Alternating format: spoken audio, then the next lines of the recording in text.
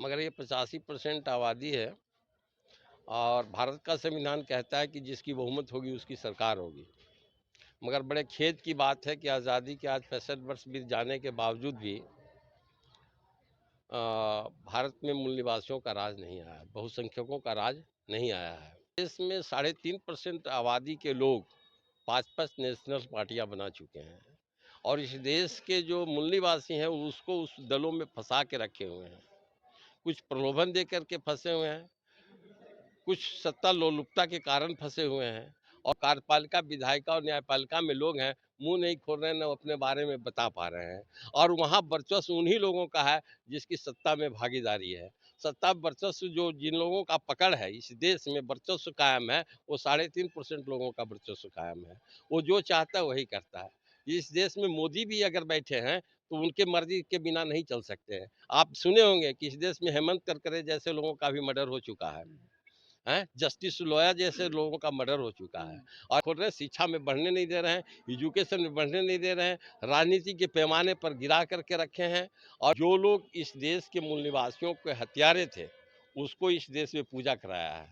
जैसे अभी हमें एक आदमी ने बोला, बहुत जोर से हमें बोला जय श्री राम। हमने कहा भाई जय श्री राम क्यों बोला? तो वो भगवान थे। नहीं, भगवान नहीं थे, वो मर्डरर थे, हत्यारे थे।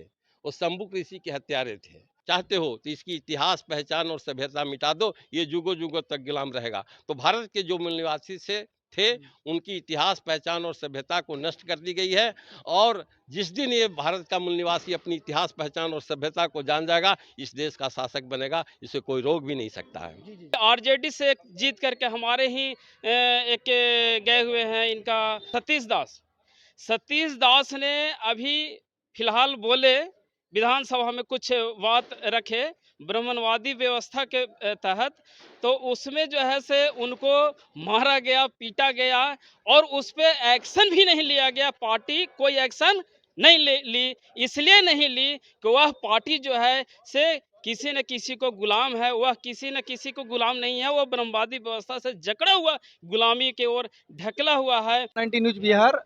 और इस वक्त मेरी मौजूदगी इमामगंज क्षेत्र में है और अभी हमारे साथ में है अरुण अरुण कुमार जी हैं, एडवोकेट साहब हैं। और एडवोकेट साहब, मुझे ये बताइए कि सब भारतीय संविधान का 75वां वर्षगांठ आप मना रहे हैं और क्लस्टर अधिवेशन यहाँ पे चल रहा था, तो आप मुझे ये बताइए कि इसमें जो मूल निवासी हैं 85% के लोग बात करते हैं, तो क्या इस 85% के धरातल पर दिखाई देते हैं या नहीं दिखाई देते हैं?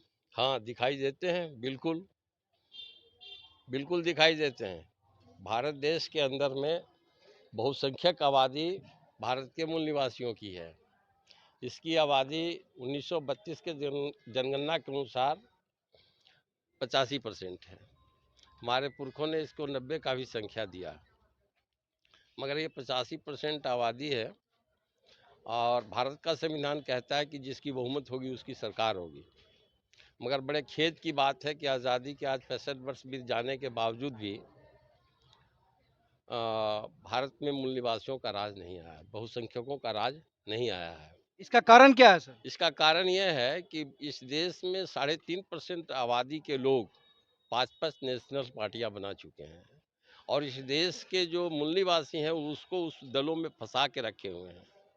कुछ प्रलोभन दे करके फंसे हुए हैं, कुछ सत्ता लोलुपता के कारण फंसे हुए हैं और जो इस देश का मूल निवासी है उसके खेमे में जा कर के बैठे हुए हैं और उन्हें कभी अलग होने नहीं दे रहे हैं।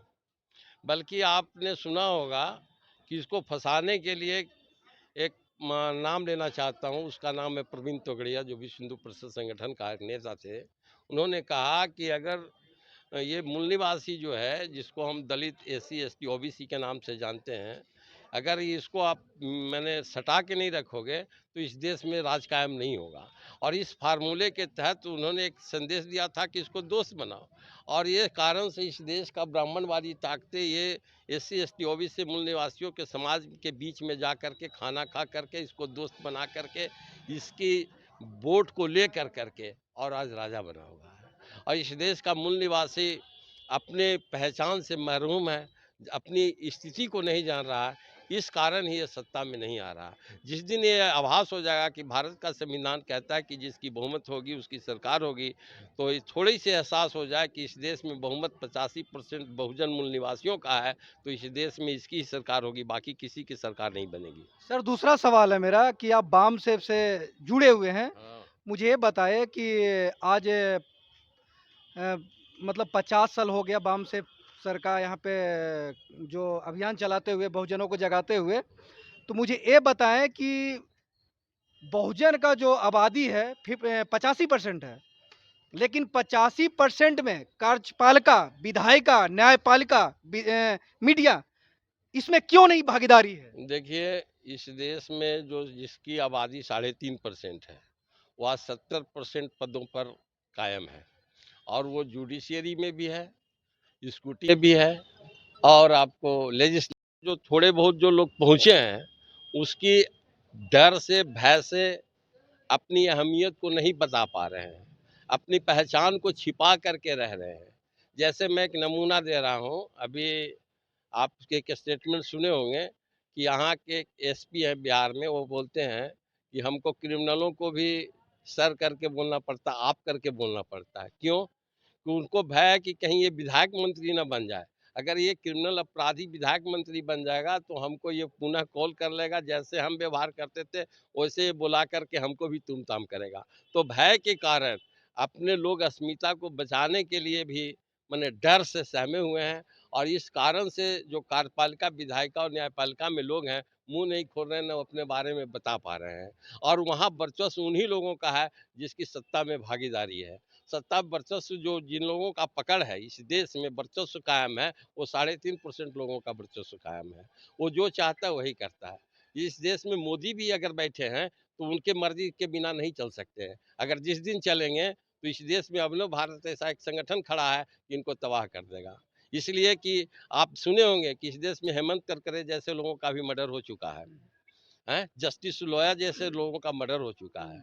और ये भी सुन लिए, जो मूल निवासी के खिलाफ केस लड़ता है, एससी एसटी ओबीसी के खिलाफ, आरक्षण के खिलाफ जो केस लड़ता है, उसको ग्रीन कमीशन का चेयरमैन बना दिया जाता है। उसके जज जो फैसला देते हैं एससी एसटी के विरोध में, अब नाम मुझे याद नहीं है मगर मैं नाम भी बता सकता हूँ, उसको चेयरमैन बना दिया जाता है।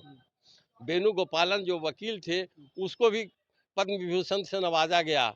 तो इस तरह से देश में बहुत बड़े साजिश के तहत इस देश का बागडोर चल रहा है, चंद लोगों के तो हाथ कहीं में। ना कहीं सर दोषी कौन है ये बताइए? इस देश में दोषी जो है, इस देश का जो सत्ता वर्ग के लोग हैं, ये कहीं ना कहीं से वो भी दोषी हैं कि ये इसको आंख नहीं खोल रहे हैं, शिक्षा में बढ़ने नहीं दे रहे हैं, एजुकेशन में बढ़ने नहीं दे रहे हैं, राजनीति के पैमाने पर गिरा करके रखे हैं, और इस देश के मूल निवासियों को इस तरह से लाचार बना दिए हैं कि आज मांगने के कगार पर ये खड़ा है।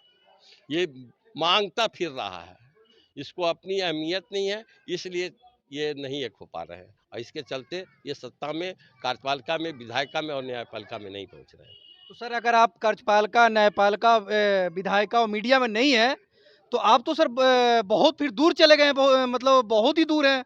आप शिक्षा में, शिक्षा का स्तर, इसका मतलब बहुजन का है ही नहीं। बहुजन का नेता जाता है, एमपी बनता है, विधायक बनता है, सब चीज़ है, फिर भी मनुवादी परंपरा क्यों अपनाता है? हाँ, ये इसलिए बना रहा है कि उसको भय है, भय है। इस देश में मनुवादी साजिशकारों ने एक बहुत बड़ी बात मैंने किया है इस देश में। जो लोग इस देश के मूल निवासियों के हत्यारे थे, उसको इस देश में पूजा कराया है।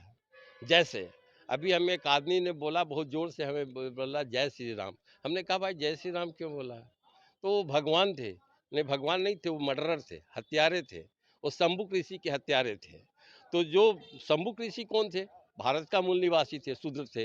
इसको उन्होंने मारने का काम किया तो इस देश के ब्राह्मण को गर्व हो गया कि शूद्र को मारा गया, इसलिए उसको जयकारी करवा रहा है। इसी तरह से इस देश में जो भी मूल निवासी के पुरखे मारे गए, उसके हत्यारे को इस देश में जयकारा कराया जा रहा है, और ये मूल निवासी को समझ में नहीं आ रहा अभी तक, इसलिए आज तक ये नीचे है और गुलाम है। जब तक ये सारे इतिहासों को नहीं जानेगा, तब ये आज़ादी नहीं ले सकता, न देश का शासक बना सकता है। क्योंकि इस देश के साजिशकारों ने कहा कि अगर इसको ज़िंदगी भर गुलाम बना के रखना चाहते हो तो इसकी इतिहास, पहचान और सभ्यता मिटा दो, ये जुगों जुगों तक गुलाम रहेगा। तो भारत के जो मूल निवासी से थे उनकी इतिहास पहचान और सभ्यता को नष्ट कर दी गई है। और जिस दिन ये भारत का मूल निवासी अपनी इतिहास पहचान और सभ्यता को जान जाएगा, इस देश का शासक बनेगा, इसे कोई रोक भी नहीं सकता है। जी जी जी, मैं आपका नाम क्या हुआ सर? मेरा नाम प्रभात निरंजन आप कहाँ के रहने वाले हैं? डुमरिया। ये बताइए सर, कार्यपालिका का काम है कि लोगों का भलाई करना, जैसे डीएम वगैरह का कार्यपालिका का काम है, तो क्या लोगों का न्याय मिलता है या नहीं मिलता है? नहीं, नहीं मिलता है। तो इस पर आप क्या कहना चाहेंगे?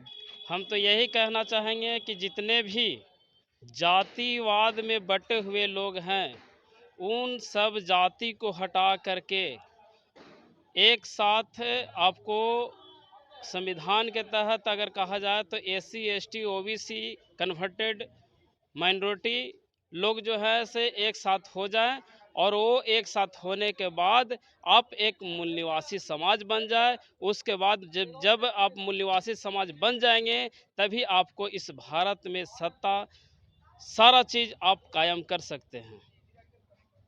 तो सर एक बात बताइए, बहुजन का नेता ही हमारे जीत के जाने के बाद भी वो मनुवादी ढांचा जो तैयार करते हैं कुर्सी के लालच में, इस पर आपको क्या कहना है? मनुवादी व्यवस्था में इसलिए है क्योंकि वह मनुवादी व्यवस्था के पार्टी के द्वारा वो जीत करके जाते हैं, ये नहीं कि मूल निवासी पार्टियों के द्वारा वह जीत करके जा रहे हैं। इसलिए वह नहीं बोल पाते हैं कि अगर हम बोलेंगे तो हमको कुछ न कुछ होगा।